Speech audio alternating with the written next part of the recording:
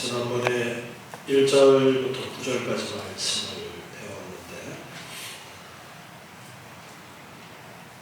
스룹바벨 성전이라고 불리는 이제 제 2번째 다시 짓게 되어지는 그 성전이 솔로몬의 성전과 비교해서 본다면 참 초라한 그런 외형을 가지고 있었지만, 하나님께서 그 앞에 있던 성전보다가 더 뛰어난 영광을 그 성전에 허락하시겠다, 하나님께서 함께 하시겠다라는 그러한 말씀을 주셨습니다. 그리고 이제 10절부터 19절까지는 학개가 하나님으로부터 세 번째 받은 계시의 말씀을 백성들에게 선포한 내용입니다. 여기서는 새 성전 공사 재개를 기점으로 한 이전에 징계를 받았던 그 피폐한 상황이 종결되어지고 축복이 시작되어진다라는 그러한 약속의 말씀을 가르쳐주고 있습니다. 10절에 보니까 다리오 왕 2년 9월 24일이라고 날짜를 말씀하면서 9월 24일에 여호와의 말씀이 선지자 학개에게 임하였다, 그렇게 날짜를 명시를 하고 있습니다. 세 번째 예언이 주어진 시기를 정확하게 날짜를 밝히고 있습니다. 이때가 다리오 왕 2년 9월 24일로서 맨 처음 계시의 말씀을 받았던 6월 1일부터 3개월하고 24일이 지난 때이고, 새 성전 공사를 재개했던 6월 24일부터는 3개월이라는 그러한 시간이 지난 때였습니다. 태양력으로 보자면 주전 520년 12월 18일쯤이 되는 그러한 때입니다. 학개서를 기록하면서 이와 같이 하나님으로부터 계시의 말씀을 받은 그 날짜를 정확하게 기록하고 있는 것은 그 예언이 하나님께서 주신 예언이라는 것을 분명히 하기 위해서 날짜까지 내가 몇 월 며칠에 이렇게 하나님의 말씀을 받은 것이다, 역사적인 그러한 날짜를 말씀을 하면서 하나님으로부터 받은 말씀이다라는 것을 강조하려고 특별히 이렇게 날짜를 기입하고 있고, 학개 선지자가 선지자로서의 말씀을 전함에 있어서 자기의 생각을 이야기하는 것이 아니라 하나님으로부터 받은 바 말씀을 전하는 것이다 라는 것을 더 분명하게 하는 그러한 의미도 여기에는 담겨져 있습니다. 내가 그래서 9월 24일에 바로 하나님께서 말씀을 받았고 그 말씀을 전하는 것이다, 이 말이 나의 말이 아니라 하나님께서 나에게 명하신 그 말씀을 지금 전하고 있다라는 그러한 의미를 담아서 날짜를 정확하게 명시를 하고 있습니다. 학개서에서는 계속해서 계시를 받은 날짜를 말씀을 하고 있죠. 11절에 보니까 하나님께서 말씀하셨는데 나 만군의 여호와가 말하노니, 하나님께서 말씀하실 때에 붙는 수식어가 있어요. 여기서는 만군의 여호와 그렇게 말씀을 하고 있습니다. 만군의 여호와, 모든 다스리는 자들 위에 계신 분이라는 그러한 의미로서 만군의 여호와라고 그렇게 말씀하고 있습니다. 모든 왕들 위에 왕 중에 왕이 되시는 하나님이라는 그러한 의미로서 만군의 여호와가 말씀하신다, 그렇게 말씀하고 있어요. 하나님이 세상의 모든 것을 다스리고 계시다라는 것을 다시 한번 짚어가도록 하기 위해서 이렇게 하나님의 이름 앞에 특별히 수식어가 또 붙어서 그렇게 말씀을 하고 계시는데요. 만군의 여호와가 말하노니 너는 제사장에게 율법에 대하여 물어보라. 제사장에게 율법에 대해서 질문을 던져보라 라고 학개에 그렇게 말씀하시는 거예요.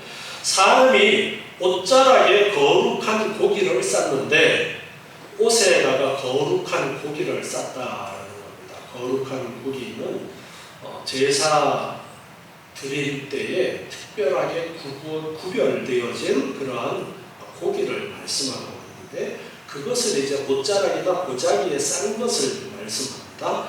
옷자락에 거룩한 고기를 쌌는데 그 옷자락이 만일 떡에나 국에나 포도주에나 기름에나 다른 식물에 닿았으면 그것이 성물이 되겠느냐? 학계가 물으니까 제사장들의 대답이 아닙니다 라고 그렇게 대답합니다. 여기에 그 옷자락 안에 거룩한 고기를 쌌었고 그리고 나서 그 고기를 쌌던 그 옷자락이 이제 다른 떡이나 국에나 포도주에나 기름에 닿았다라는 것입니다. 닿았다라는 것은 어떤 대상을 만지거나 접촉하는 것을 의미하는 단어인데요. 사람이 거룩한 고기를 쌌던 옷자락을 여러 가지 대상에 접촉하는 것을 이제 표현을 하고 있는데 그 대상으로서 떡, 국, 포도주, 기름, 다른 음식 모두 다 사람이 먹는 그러한 음식들을 예를 들어서 말씀을 하고 있습니다. 일상적으로 사람들이 섭취하는 제사와 관련 없는 이런 음식이 제물로 드려진 거룩한 고기를 쌌던 옷자락에 접촉한다고 해서 그것들이 의식적으로나 혹은 그 본질 자체가 거룩해지는 것은 아닙니다.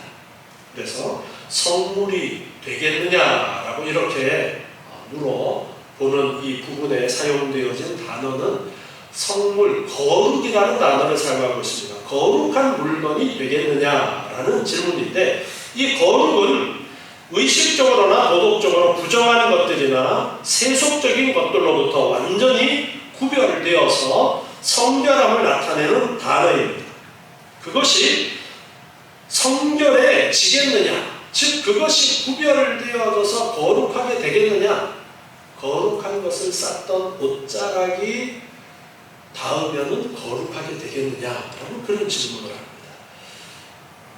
레위기 6장 18절 말씀을 보면요. 레위기 6장 18절에 무릇 아론 자손의 남자는 아론의 자손들이 이제 제사장이 될 수 있는 그런 후손들이죠. 아론 자손의 남자는 이를 먹을지니 이것은 이제 소제물에 대해서 말씀하고 있습니다. 소제의 제사를 드리고 이제 제사장 몫으로 돌아오는 먹을 수 있는 그런 것들이 있는데 그것을 말씀하고 있는 거예요. 아론 자손의 남자가 이를 먹을지니 여자는 해당되지 않고 남자만 먹는데 이는 여호와의 화제 중에서 그들의 대대로 영원한 소득이 됩니다. 제사장들만이 먹을 수 있는 것으로 구별해 주신 것인데요. 그런데 뭐라고 말씀하느냐? 이를 만지는 자마다 거룩하리라 이렇게 말씀하고 있어요. 그 드려진 제물 중에서 제사장 몫으로 먹도록 돌아가는 그 제물을 만지는 자가 어떻게 된다고요? 거룩해진다라고 말씀하고 있어요. 자, 왜 이 질문이 지금 학개서에서 나오게 되었는가를 생각해 볼 수 있는 그러한 율법이에요. 그 밑에 내려가서 27절에 보면 속죄 제물에 대해서 또 말씀을 합니다. 무릇 그 고기에 접촉하는 자는 거룩할 것이며 그 피가 어떤 옷에든지 묻었으면 묻은 그것을 거룩한 곳에서 빨 것이요. 제사를 드릴 때에 그 제사장이 먹을 수 있도록 구별된 고기가 있는데 불태워 드리는 부분을 제외하고 나머지 부분은 제사장이 먹을 수 있는 것인데 속죄제물 중에도 그 고기에 접촉하는 자는 거룩할 것이다. 그렇게 말씀합니다. 그리고 피가 옷에 묻었으면 그것을 거룩한 곳에서 빨아라. 그렇게 말씀합니다. 그 고기를 토기에 삶았으면 그 그릇을 깨뜨리고 유기에 삶았으면 삶았으면 그 그릇을 닦고 물에 씻을 것이며, 토기는 묻은 것이 속으로 스며들죠. 그래서 토기에 만약에 담았으면은 씻어낼 수 없기 때문에 그것은 깨뜨려라. 그런데 유기는 겉에 유약을 발라놓았으니까 깨끗하게 씻으면은 씻어지기 때문에 유기는 씻어내라. 그렇게 말씀을 합니다. 그 고기는 지극히 거룩하니 제사장의 남자마다 먹을 것이니라. 이렇게 말씀하면서, 자, 고기에 접촉된 것은 거룩하다라고 말씀하고 있는 이 말씀에 따라서, 그러면 고기를 쌌던 그 보자기나 옷자락이나 그것이 또 다른 곳에 닿으면 그것이 거룩해지겠느냐라는 그러한 지금 질문을 던지고 있는데, 제사장들의 대답이 뭐였어요? 아니다. 무엇이 닿은 것이냐면 거룩한 고기가 닿은 것이 아니라 옷자락이 닿은 거예요. 쌌던 옷자락이. 거룩한 고기는 누구만이 접촉할 수 있어요? 제사장만이 접촉할 수 있습니다. 다른 사람이 접촉하면 죽는다라고 말씀하셨어요. 거룩이라는 것은 구별을 의미합니다. 그래서 제사장이 아니고 다른 사람이 이 거룩한 고기에 접촉할 수는 없는 거예요. 그래서 여기 레위기서에서 그 고기를 만지는 자는 거룩하다, 그 고기에 접촉하는 자는 거룩하다라는 이 말씀은 반대로 거룩한 자만이 그 고기에 접촉할 수 있는 것이고, 그렇기 때문에 그 사람은 그 고기와 함께 거룩한 구별된 사람이다. 제사장이 특별히 그렇게 구별된 사람이다 라는 것을 드러내는 그러한 말씀이 되어집니다. 그런데 고기를 쌌던 옷자락, 그것이 다른 곳에 닿으면 그것이 거룩해지는 것이 아니죠. 자, 두 번째 질문을 합니다. 학개서 2장 13절 보니까, 학개가 가로되 시체를 만져서 부정하여진 자가 만일 그것들 중에 하나를 만지면 그것이 부정하겠느냐?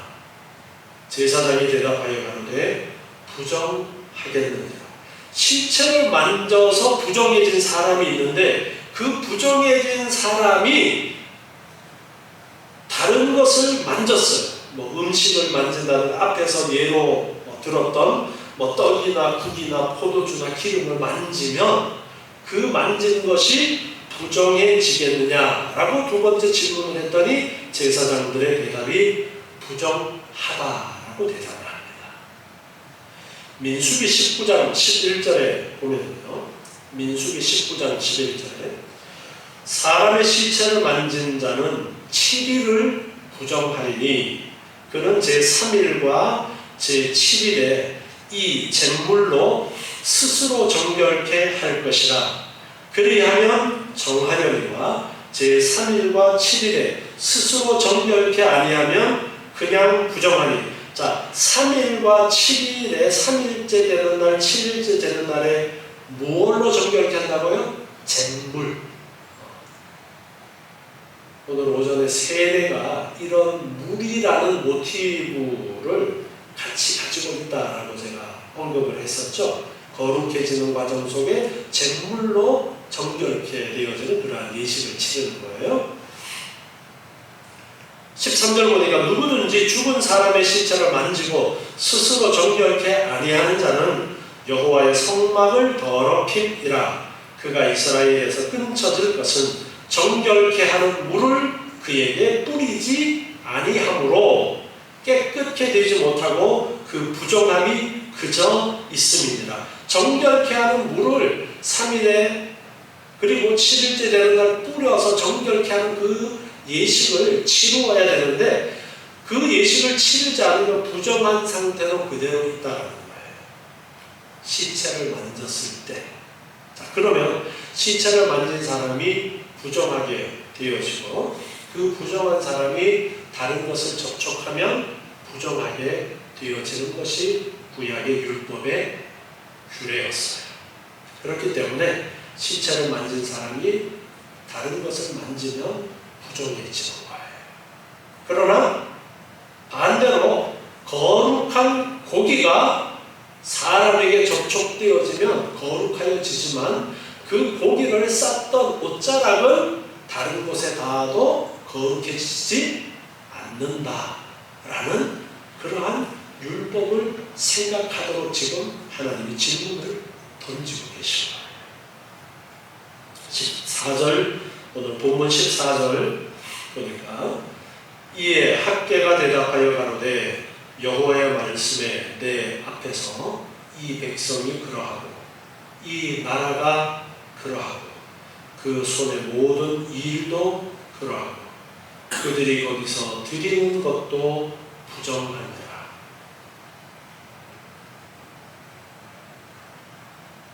내 앞에서 이 백성이 그러하다. 거룩해야 마땅한 하나님의 백성이 거룩하지 않고 부정하다라는 것을 말씀하십니다. 하나님 앞에 제사를 드릴 때는 흠 없는 것으로 드려야 돼요. 제물도 흠 없는 것이어야 되지만 드리는 사람도 흠 없는 상태로 제물을 드려야 됩니다. 그래서 제물을 드리다가 잘못한 것이 생각나면 예수님도 어떻게 하라고 했어요? 가서 화해하거나 용서를 구하고 와서 예물을 드려야 된다라는 말씀을 하시죠. 그런데 하나님께서는 거룩하지 않은 제물도 받지 않으실 뿐더러 거룩하지 않은 사람이 드리는 제물을 하나님은 받으시지 않습니다. 그런데 지금 현재의 이 학개서가 하나님의 말씀을 전하는 그 현재의 이스라엘 백성들이 부정하다라고 말씀합니다. 그래서 너희가 부정하기 때문에 너희가 드리는 제물도 하나님 앞에 부정한 것으로서 받아들여지지 않는 것이고 오히려 하나님의 성막을 더럽힌다라고 민수기 19장 13절에서 말씀하신 것처럼 부정한 사람이 성막으로 들어오고 부정한 사람이 제물을 드리는 것은 오히려 부정하게 되어지는 것이고 부정한 것을 하나님께 드리는 하나님 앞에 벌받을 그러한 상황이라는 것을 말씀하고 있습니다. 그래서 이 백성이 그러하고 이 나라가 그렇게 부정한 상태에서 있고 그 손의 모든 일이 부정하고 그들이 거기서 드리는 것도 부정하고 다 부정한 상태에 있다라는 것을 말씀합니다. 그러면서 15절에 이제 청컨대 너희는 오늘부터 이 전, 곧 여호와의 전에 돌이 돌 위에 쳤놓이지 않았던 때를 추억하라.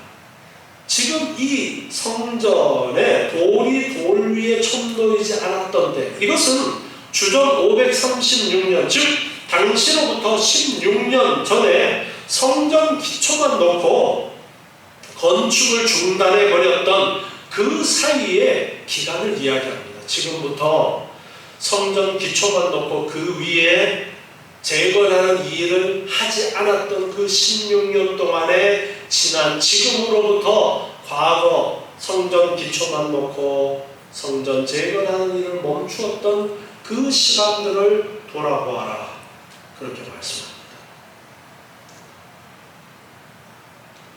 16절에 그때에는 20석곡씩 더미에 이른즉 10석뿐이었고 포도주 틀에 50그릇을 기르려 이른즉 20그릇뿐이었습니다. 이스라엘 백성들이 성전 재건하는 그 일에는 이제 신경을 꺼버리고 오직 자기들이 먹고 사는 일에만 신경을 쓰면서 살아왔던 그 시간들이 16년이라는 지난 과거예요. 성전 기초만 놓고 공사를 재개하지 않았던 그 시간, 그 시간들을 돌아보아라. 20석 곡식더미에 이른 즉 10석뿐이었다. 몇 프로만 거뒀다는 거예요? 50%밖에 못 거뒀다는 거예요. 20석이 나야 되는데 추수를 하러 가서 추수를 했더니 얼마나 거두었느냐 하니까 10석뿐이었다. 포도즙 틀에 50그릇을 기르러 갔는데 20그릇 뿐이었어. 여기는 더 적어.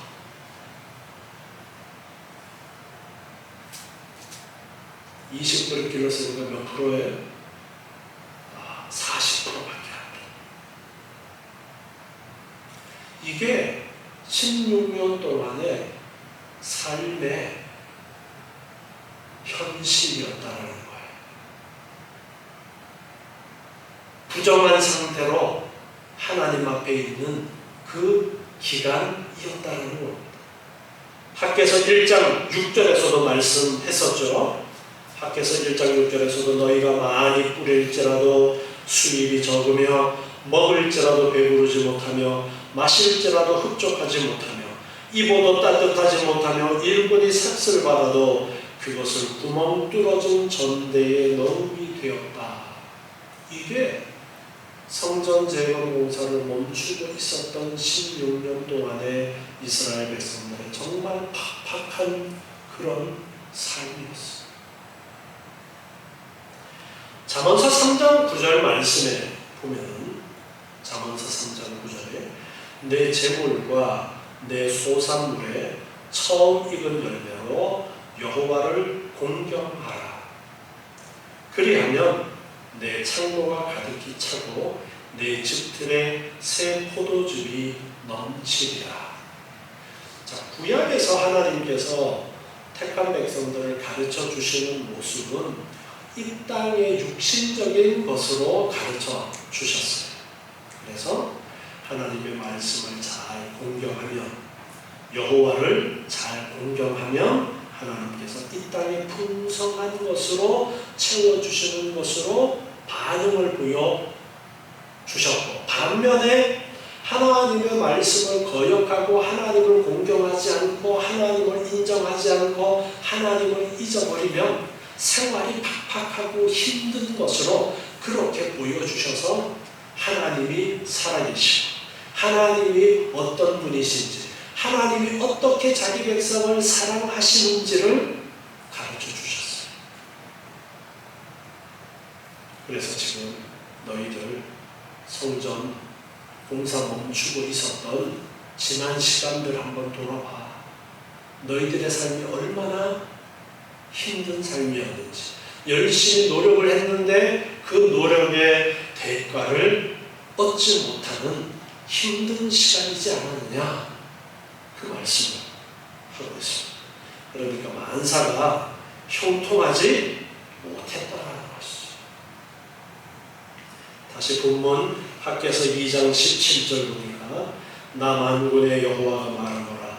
내가 너희 손으로 지은 모든 일에 폭풍과 곰팡과 우박으로 쳤으나 너희가 내게로 돌이키지 아니하였다. 자, 지난 16년 동안의 삶이 왜 그렇게 팍팍했는지를 말씀합니다. 그 이유는 하나님의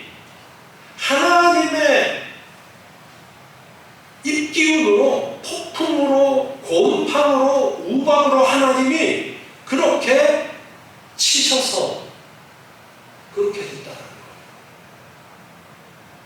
하나님이 매질을 하셨다는 거예요.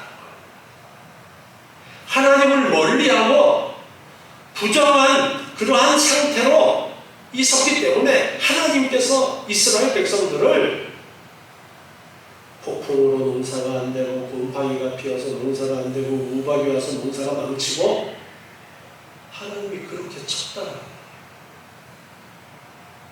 근데 그렇게 하나님이 쳤는데도 너희가 내게로 돌이키지 아니하였다.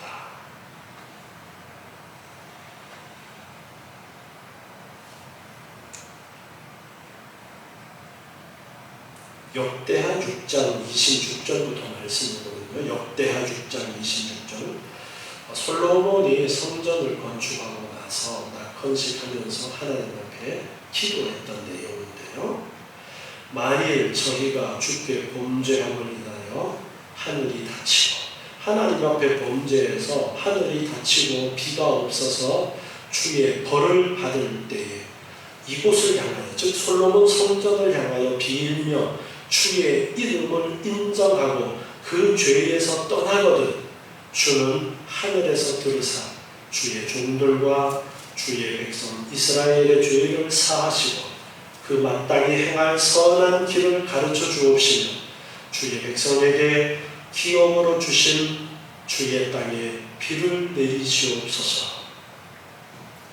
어려움을 당할 때에 깨닫고, 아하, 우리가 하나님 앞에 범죄해서 이렇게 되었구나 라고 깨닫고 성전을 향해서 기도하면, 성전을 향한다라는 것이 바로 하나님을 바라보는 거예요. 하나님을 인정하고 하나님께 기도하는 것인데, 그렇게 하나님께로 즉 돌아오면 하나님 용서해 주시고 회복시켜 주십시오라는 그런 기도를 솔로몬이 성전을 건축하고 나서 낙헌식 때 드렸던 기도의 내용입니다. 이렇게 이 말씀을 따라서 다니엘은 날마다 이 성전이 있었던 방향을 향해서 기도하는 그런 습관이 있었죠. 오늘 말씀에서도 이렇게 16년 동안이나 팍팍한 삶을 살면서도 이스라엘 백성들이 깨닫지를 못했다라는 거예요. 하나님 앞에 우리가 하나님께로 돌아가지 않고 온전히 하나님을 경외하는 삶을 살지 못해서 우리가 이렇게 힘들게 산다라는 것을 깨닫지 못했다라는 겁니다. 스가랴 1장 2절에 보면요, 스가랴 1장 2절에 나 여호와가 무리의 열조에게 심히 진노하였느니라. 그러므로 너는 무리에게 고하기를 만군의 여호와께서 이처럼 이르시되 너희는 내게로 돌아오라. 나 만군의 여호와의 말이니라.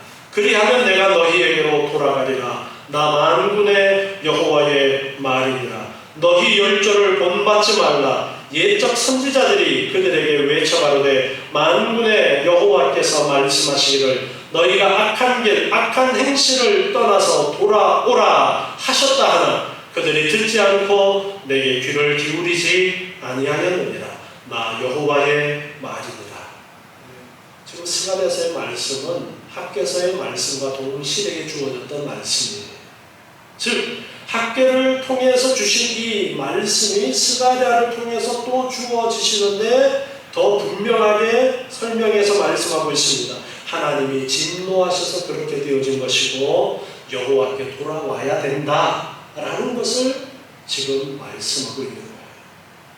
여호와께 돌아와야 되는데 선지자들을 통해서 말씀하시는 그 말씀을 너희 조상들이 듣지 않았던 것처럼 너희들도 지금 듣지 않아서 너희의 삶이 그렇게 힘들고 팍팍하고 모든 문제마다 꼬이고 하는 일마다 안 되어진다 라는 것을 말씀하십니다. 학개서 2장 18절 보니까 너희는 오늘부터 이전을 추억하여보라. 9월 24일 곧 여호와의 전지대를 쌓던 날부터 추억하여보라. 여호와의 성전의 기초가 세워진 날, 그날 생각해 보라.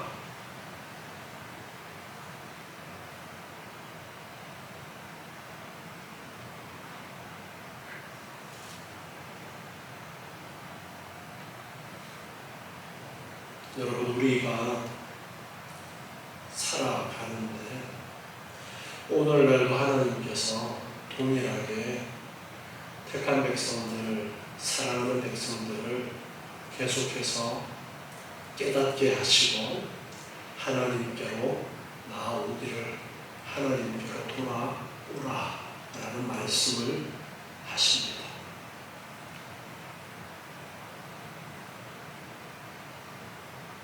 성경을 통해서 하나님이 성경을 주셨는데 성경을 통해서 우리에게 말씀하시는 것은 제가 계속 강조해 왔지만 하나님이 우리한테 어떤 결과물을 가지고 하나님 앞에 바치는 것, 하나님 앞에 성전을 지어서 하나님 앞에 바치고 하나님 앞에 큰 금덩어리를 갖다가 바치고 하나님 앞에 예수 안 믿는 인간을 두들겨 패서라도 억지로 예수 믿는다고 말하게 해서 갖다 바치고, 하나님께서는 그런 결과물을 원하시는 것이 아니에요. 예수님께서 말씀하셨어요. 돌들로도 하나님께서는 아브라함의 자손을 만들 수 있다라고. 하나님은 그런 결과물은 얼마든지 만드실 수가 있어요. 그런데 하나님께서 성경을 통해서 우리에게 가르쳐 주시는 것은, 하나님은 하나님의 형상을 따라 만든 우리 사람들, 특별히 영원 전부터 택하신 하나님의 자녀들을 너무나 특별하게 대하시는 거예요. 그래서 우리가 겉으로 무엇을 하는 것보다가 정말 마음속 깊은 곳에서 하나님을 향하고 하나님을 바라보는 그 진짜를 원하시는 거예요. 그 마음을 원하시는 거예요. 겉으로 뭔가 결과물이 아니라 진심으로 우리가 하나님을 알고 하나님께로 돌이키고 하나님을 바라보는 삶을 사는 것, 그걸 원하시는 거예요. 자, 지금 성전 재건도 성전 재건이 목적이었다면 하나님이 그냥 성전을 하늘에서 뚝 떨어뜨릴 수도 있었습니다. 지금 성전 재건 하나님께서 다 하시는 거예요, 사실은. 그런데 그 일을 사람에게 말씀하고 순종하라고, 하나님을 바라보라고, 하나님을 의지하라고, 그러면서 힘들고 어려운 일들도 주시고